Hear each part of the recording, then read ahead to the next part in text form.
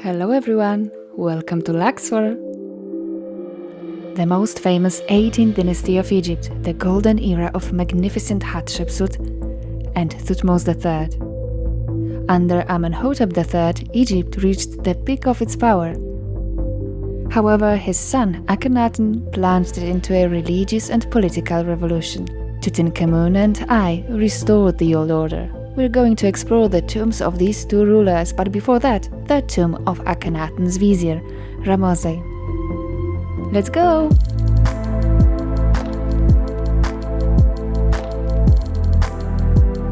Don't forget to tap the subscribe button.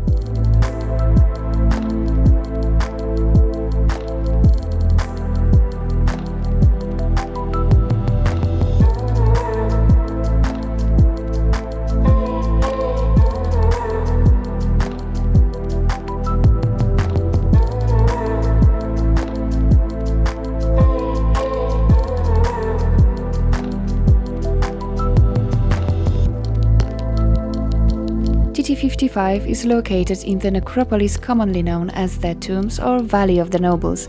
I already filmed 2 episodes about this ancient site, links in the description.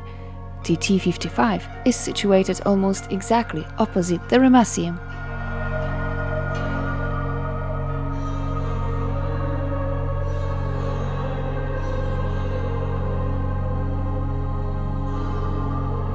The owner of the tomb, Ramose, held the most important office in the country, right after the pharaoh, of course.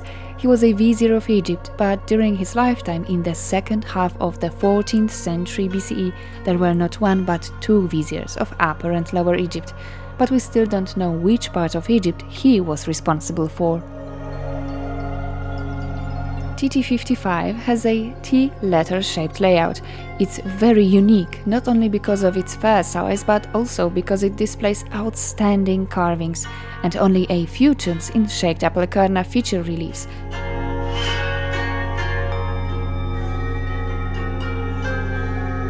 Ramose and his wife married Ptah. In the lower register they receive the offerings, the upper part shows them in a purification scene. A long list of offerings ends with a figure of a priest responsible for the precise utterance of the spells.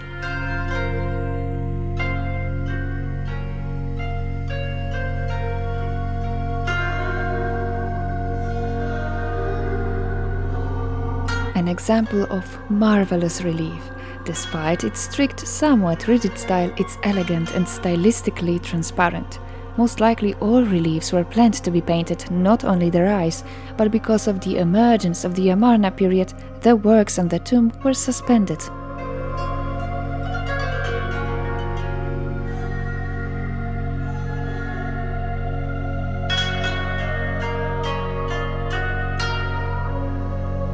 Ramose served under Amenhotep III and his son Akhenaten.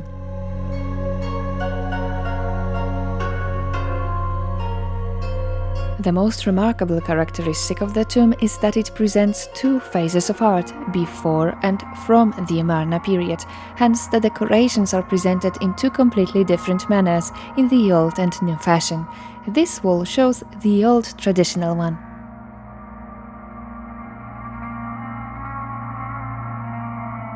One of Ramose's servants. Please take a look at how graceful he's presented with splendid, delicate garments and lavish wig. I still can't get over how wonderfully carved the wigs are and what contrast they create with the smooth, delicate faces almost merging with the walls.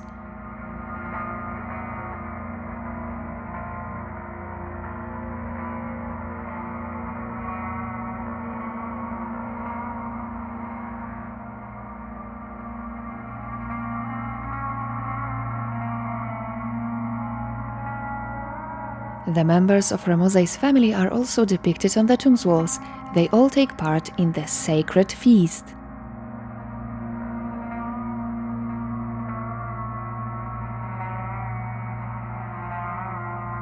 Here's the overseer of the horses of the Lord of the Two Lands, the royal messenger in all countries, May, with his beautiful wife Verel.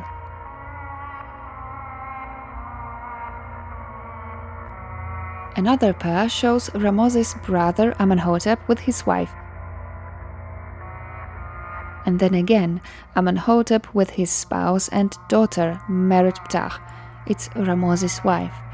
And yep, he married his own niece. Another unique feature of the tomb is that it contains a mixture of two styles of art, reliefs and paintings. The south wall displays one scene in two registers, the funeral procession, which presents priests, Ramoses' relatives, porters carrying furniture, and wailing women.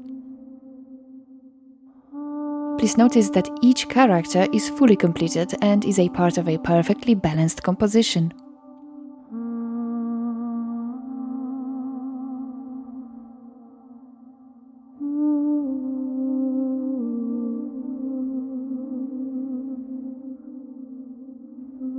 The wailing women mourn the death of Ramose, and on her, crying and stretching their longing hands towards the sarcophagus with the body of the deceased, in the register above. Despite dramatic gestures and tears, it's nothing like later expressive Ramessid depictions. But nevertheless, this scene is one of the most sophisticated examples of the pre-Amarna art period.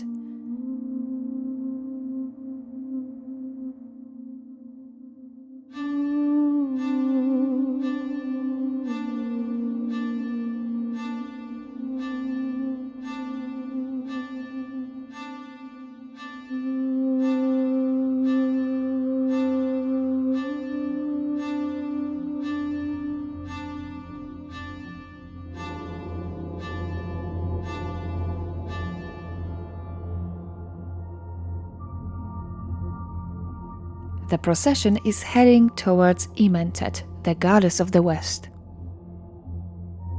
Though the scene is typical for Theban tombs, its placement is quite unusual, as it ends just before the sloping passage to the burial chamber, which unfortunately was closed.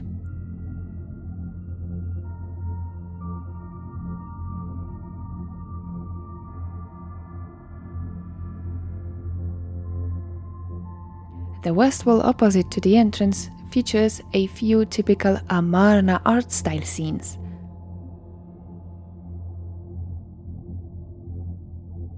Ramoses' proud demeanor, his grand, always young appearance give way to a caricature of a thin old man kissing the ground humbly in front of a palace balcony.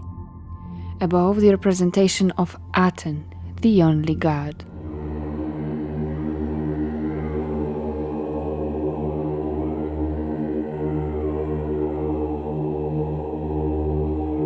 It's quite easy to differentiate the Amarna art style, especially in tombs.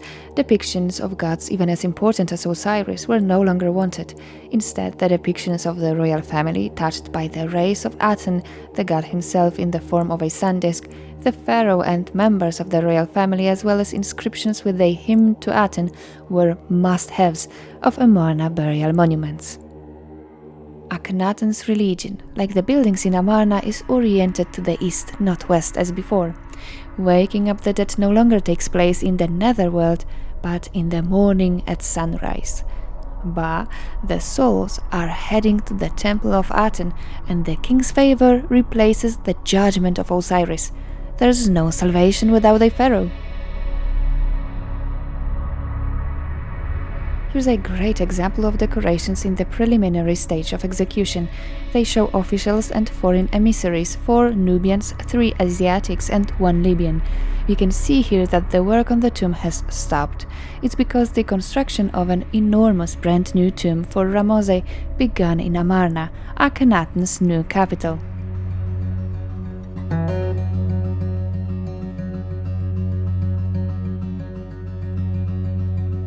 Akhenaten's revolution not only rejected 1,000-year-old beliefs, but also plunged Egypt into a deep crisis, as the lives of his subjects, infrastructure, as well as domestic and foreign affairs were put on the back burner. The pharaoh devoted himself entirely to the new monotheistic religion.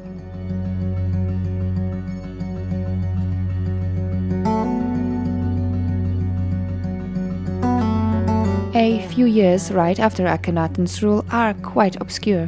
there were two other kings, Smenkhkare of unknown origins, possibly husband to Meritaten, Akhenaten's daughter, and then a female pharaoh, Neferuaten, probably responsible for moving the capital back to Thebes.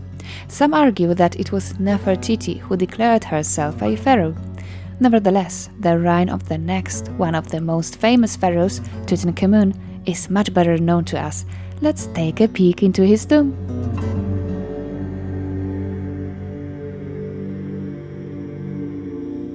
KV62, the smallest of all royal tombs in the Valley of the Kings, hastily made paintings without sufficient drying time before the tomb is sealed have mildew stains. Apart from that, there's a clear minimalist nature of the paintings, and finally, their size testify to haste and improvisation.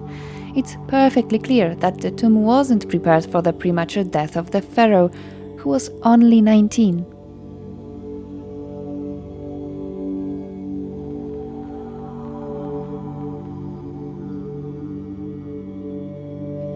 Nevertheless, Tutankhamun managed to restore ancient Egyptian religion, reopened the temples, and re-established Amun's worship. There is a theory claiming that even his mummy was to signify the return to the orthodoxy, as it displays a few odd as for the royal remains features. His arms are not crossed on the chest but were placed, making his elbows stick out. Howard Carter found a small bundle of linen on the mummy's head, which might have symbolized a conical white crown. He also claims that when he found the mummy, its phallus was placed upright at an almost 90 degrees angle. All these characteristics may be associated with Osiris. Also on the tomb wall, Tutankhamun is presented as the god of the underworld. We have to bear in mind that according to the orthodoxy, Pharaoh was Horus in life and Osiris in death.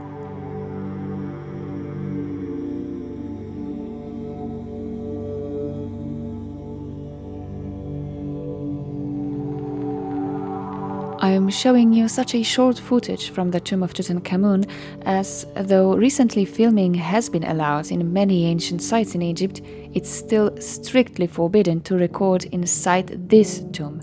Thus, I managed to film only a few minutes. But next time, I'll try to get the special permission and present to you the tomb and the history in the slightest details.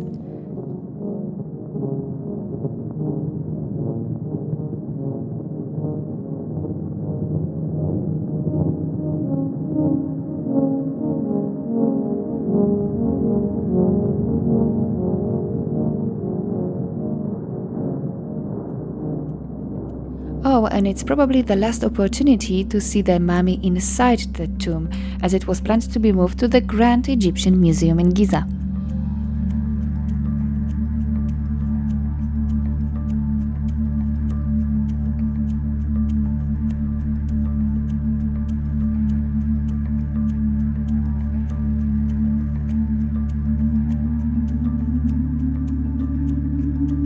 We are leaving now the main branch of the Valley of the Kings and heading to the West Valley. Though located only about 2 kilometers from the Valley of the Kings, it's rarely visited. It's commonly known as the Valley of the Monkeys because of paintings of baboons in I's tomb.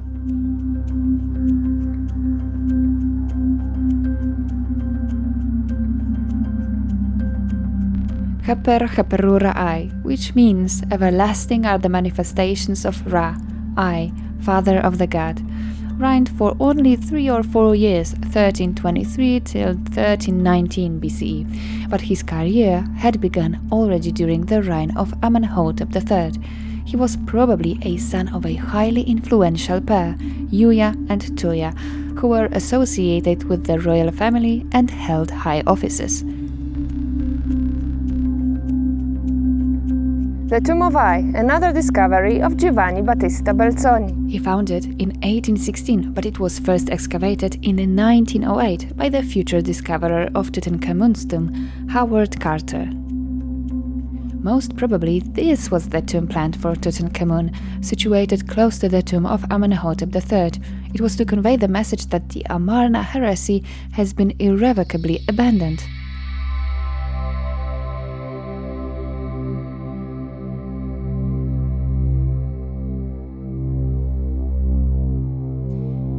Thanks to inscriptions found in Ai's tomb in Amarna, we know that already during Akhenaten's reign, Ai was a supervisor of all the horses of His Majesty, a rank just below the one of general, a fan bearer on the right side of the king, which indicates a close relation with the pharaoh, royal scribe of the king, and divine father, which most likely means he was a tutor of Tutankhamun.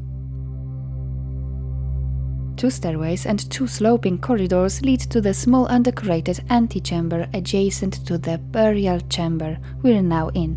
It's almost 6.5 meters long and 9 meters wide.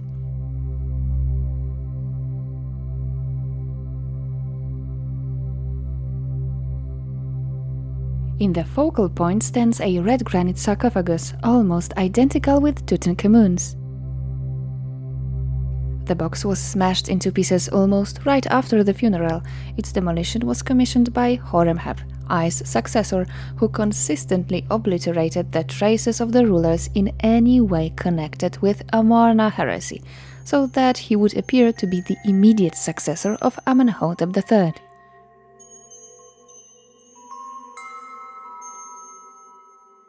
The lid luckily was found intact under debris, standing upside down against the wall. 2 longer sides display winged discs, symbol of Horus, protector of kings. The corners of the sarcophagus are adorned exactly with the same 4 protective female deities as in Tutankhamun's tomb: Isis, Nephthys, Neith, and the scorpion goddess Serket.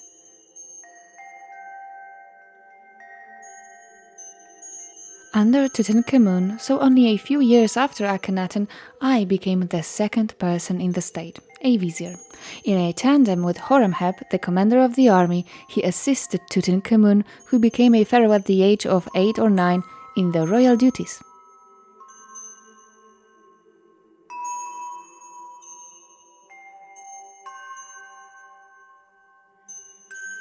Ai's succession to the throne is not entirely clear. Some sources say that despite his old age, Ai was appointed the next pharaoh due to the title given by Tutankhamun, eldest son of the king. Other sources say that the boy pharaoh proclaimed Horemheb his successor, giving him the title of the Deputy of the Lord of the Two Lands.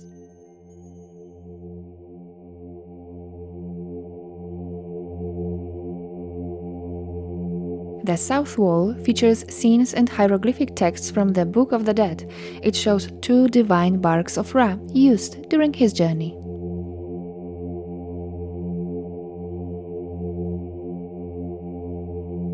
Above the doorway to the small annex, quite an unusual representation of 4 sons of Horus. Not only all of them feature human faces, but they're also presented as deified Osirian kings, on the left of Upper and on the right of Lower Egypt.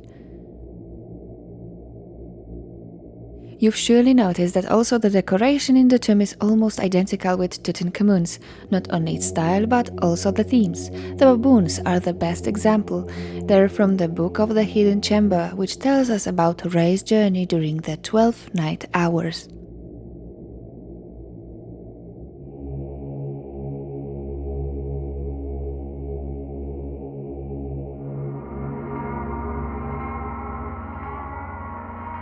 Hunting and fishing scene. We've seen many of these from the New Kingdom period, but always in the private tombs, never in the royal ones. It's unknown why this scene was chosen for the king's tomb, probably because of its symbolic meaning. Fighting the animals equals warding off evil, and taming the wild nature signifies the preservation of Ma'at, sacred order.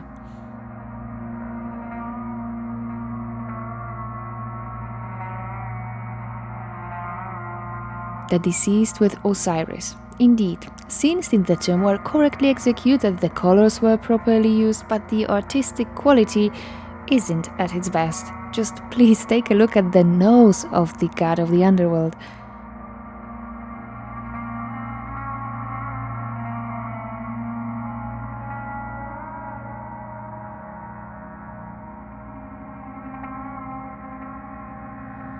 It's impossible not to notice that the images of Eye have been deliberately destroyed.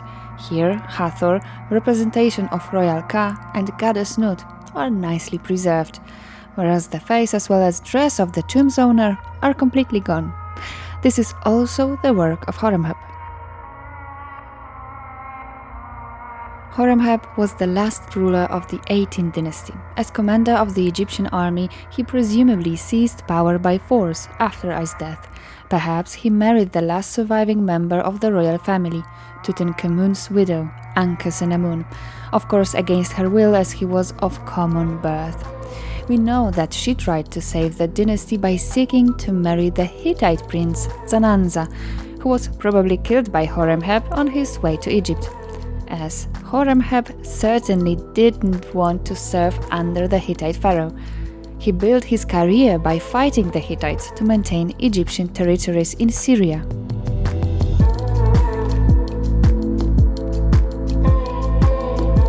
He ruled for about 14 years, but didn't leave an heir. On his successor, he appointed his vizier, Paramessu, who, as Ramesses I, started the new 19th dynasty, which eventually restored the former might of Egypt. If you're interested, I link below an episode about tombs of the 19th dynasty. Enjoy!